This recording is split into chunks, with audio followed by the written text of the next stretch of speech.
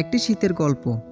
তখন ছিল শীতকাল, চারদিকে ঘন কুয়াশায় ভরে গেছে। গ্রামের সবাই একত্রিত হয়ে আগুন পোহাচ্ছিল। ভাই, কাটার দিব?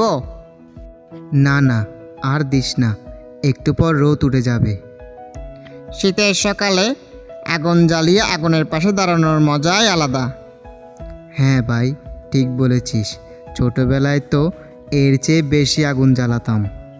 এখন তো কেউ ছোট নেই, সবাই বড় হয়ে গেছি। সংসার হয়েছে, ছেলে মেয়ে হয়েছে। সবাই বড় হয়ে গেলেও ছোটবেলার অভ্যাস এখনো ছাড়া গেল না। আচ্ছা তোরা থাক, আমি গেলাম।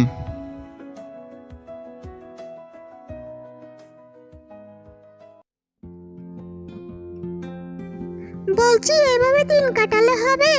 কোনো কিছু করতে হবে না? আমি কি করব? কাজ তো কোথাও পাচ্ছি না।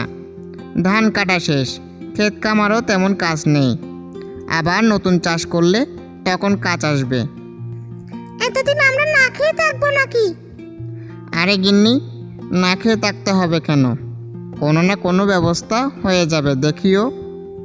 আচ্ছা বলছিলাম, আমাদের বাড়ির পাশে তো কয়েকটা খেজুর গাছ আছে। ওই খেজুর গাছগুলো কেটে রসে হাঁড়ি বাঁধলে ভালো রস পাওয়া যাবে। সেই রস বিক্রি করে কোনো রকম সংসার চালানো যাবে। গিন্নি, তুমি ভালো বুদ্ধি দিয়েছ। আমার তো মাথায় ছিল না খেজুর গাছগুলোর কথা। তোমার মাথায় তা থাকবে কেন? তোমার মাথায় থাকবে শুধু বন্ধুদের সাথে গল্প করা আর আড্ডা দেওয়া। হয়েছে গিন্নি, আর বলিও না। তাহলে আমি যাই, খেজুর গাছগুলো কেটে হাঁড়ি বেঁধে দিয়ে আসি। যাও যাও, ভালো করে হাঁড়িগুলো বেঁধে দিও। বাঁধবো, তোমার অত চিন্তা করতে হবে না। এখন আমি যাই।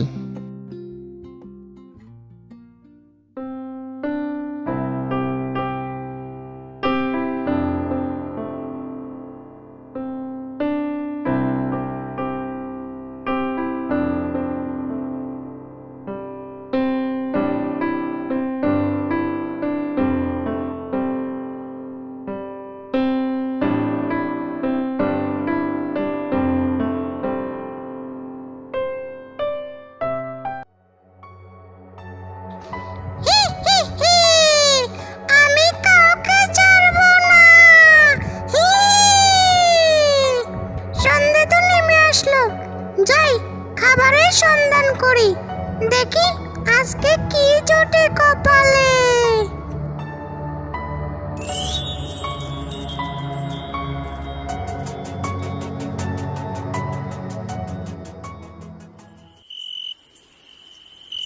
গিন্নি, কালকে সকালে ভোরে ডেকে দিও। খেজুর গাছ থেকে রসের হাঁড়িগুলো নামাতে হবে। আচ্ছা ঠিক আছে, ডেকে দেব। তুমি এখন ঘুমাও।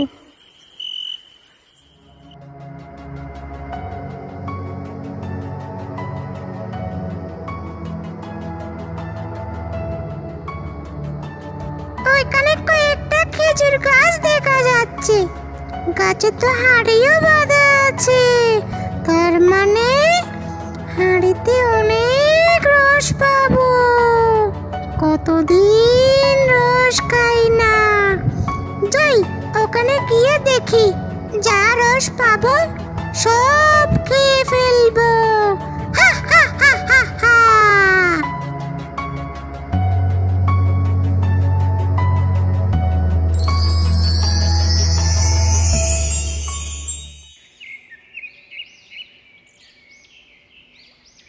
ওগো শুনছো?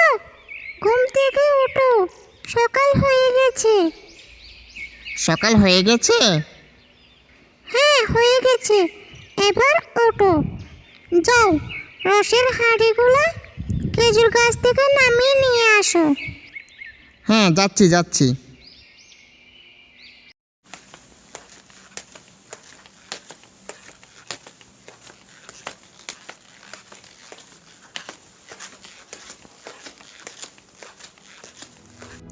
হাই হাই, আমার এত বড় সর্বনাশ কে করলো? আমি তো কালকে হাঁড়িগুলো গাছের সাথে ভালো করে বেঁধে দিয়েছিলাম।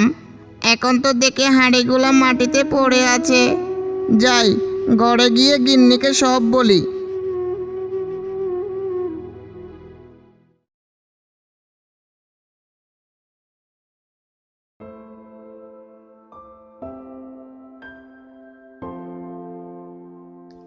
গিন্নি গিন্নি, সর্বনাশ হয়ে গেছে। কি সর্বনাশ হলো আবার? সকালে লসের হাঁড়িগুলো আনতে গিয়ে দেখি হাঁড়িগুলো মাটিতে পড়ে আছে। হাঁড়ির ভেতরে কোনো রস নেই। তুমি কোনো কাজ ঠিক মতো করতে পারো না। তুমি হাঁড়িগুলো গাছের সাথে ভালো করে বাঁধো নাই, তাই মাটিতে পড়ে গেছে। একটা কাজও ভালো করে করতে পারো না তুমি। বিশ্বাস করো গিন্নি, আমি ভালো করে বেঁধেছি। বুঝতে পারছি না হাঁড়িগুলো মাটিতে কিভাবে আসলো। তোমার কথা শুনে বোঝা যাচ্ছে তুমি সত্যি কথা বলছো। তাহলে হাঁড়িগুলো মাটিতে পড়লো কিভাবে? আমিও তো বুঝতে পারছি না। আমার মনে হয় রাতে চোর এসে রসগুলো চুরি করে হাঁড়িগুলো মাটিতে রেখে চলে গেছে। তুমি ঠিক বলেছ, তা হতে পারে। গিন্নি, এখন কি করব আমি? হাঁড়িগুলো গাছে বেঁধে দিবে আর রাতের গাছগুলো পাহারা দিবে। চোর যেহেতু একবার চুরি করেছে, সে আবার আসবে চুরি করতে। হ্যাঁ গিন্নি, একদম ঠিক বলেছ। রাতে গাছগুলা পাহারা দিতে হবে। চোর আসলে বেটাকে একটা উচিত শিক্ষা দেব।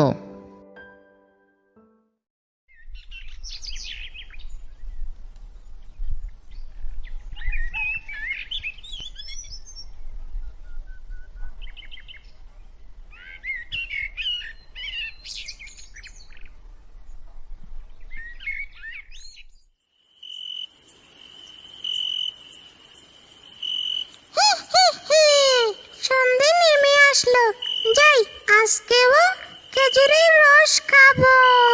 এখন থেকে প্রতিদিন খেজুরের রস খাবো। হা হা হা, আর কোথাও খাবার খুঁজতে যেতে হবে না।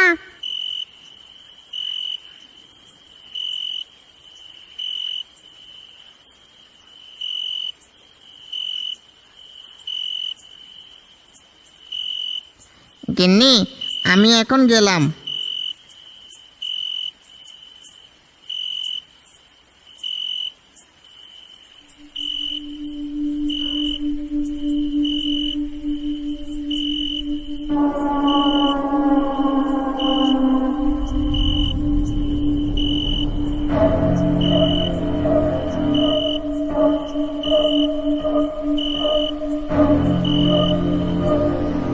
হাই হাই হাই, এটা তো মানুষ না, এটা তো একটা শাকচুন্নি। এখন কি করব আমি? আমার সব রস খেয়ে ফেললো। হাই হাই, যাই গিন্নিকে বলি।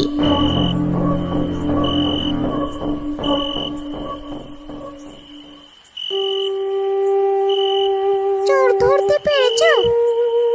গিন্নি, আমাদের রস কোনো মানুষ চুরি করে না। আমাদের রস একটা শাকচুন্নি চুরি করে খেয়ে ফেলেছে। তাহলে এখন কি করবে তুমি? কবিরাজ মশাইকে সব বলবো, দেখি উনি কিছু করতে পারে কিনা। সেটাই করো।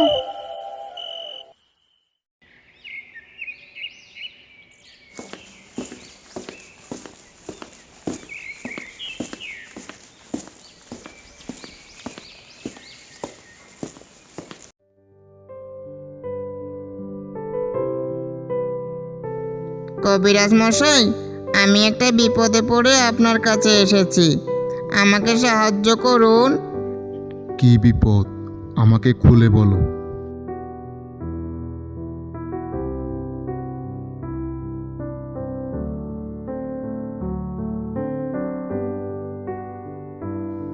বুঝেছি বুঝেছি, তুমি একদম চিন্তা করিও না। আমি তোমাকে এক বোতল পানি দেব। সে পানি রসের হাঁড়ির ভেতর দিয়ে হাঁড়িগুলা প্রতিদিনের মতো খেজুর গাছে বেঁধে দিবে। শাকচুন্নি এসে যখন রস খাবে তখন সে মরে যাবে। ঠিক আছে কবিরাজ মশাই, আপনি যেমন বলেছেন আমি তেমন করব।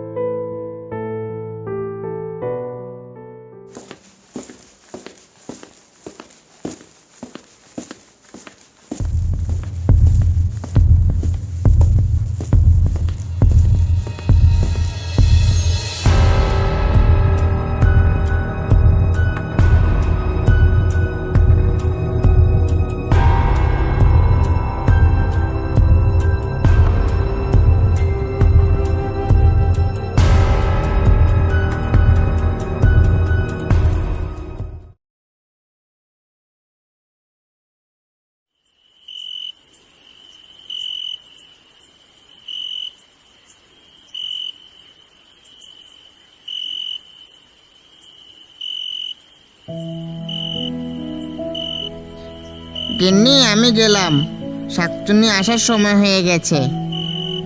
তোমার সাথে আমিও যাব। তুমি যাবে? তাহলে চলো।